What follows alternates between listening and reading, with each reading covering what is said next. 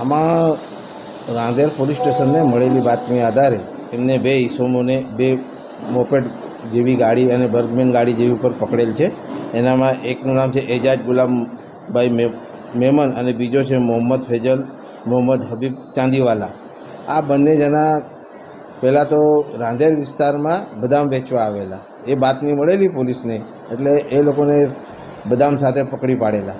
પછી એમની પૂછપરછ કરતાં એમને બીજો પણ મુદ્દામાલ છેતરપિંડીથી કે યુક્તિ પરથી બીજા વેપારીઓ પાસેથી લીધેલ હોવાની માહિતી આપેલ. જે આધારે એમને સાથે રાખી અને એમના ઘરમાં પંચોના માણસો સાથે તપાસ કરતા એનામાં અલગ અલગ ડબ્બામાં બદામ જેવી વસ્તુ મળી આવેલ તથા કાપડના ટાંકા મળી આવેલ છે, તથા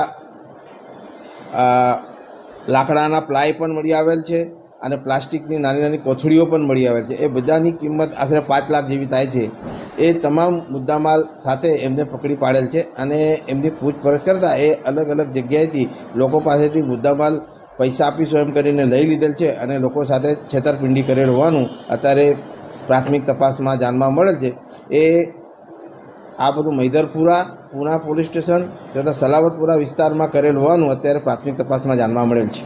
કેટલા લોકો ભોગ બન્યા? 2 જણા અત્યારે આરોપી પકડ્યા છે, પણ 4-5 જણા ભોગ બનેલાનું હવે ધ્યાનમાં આવેલ છે.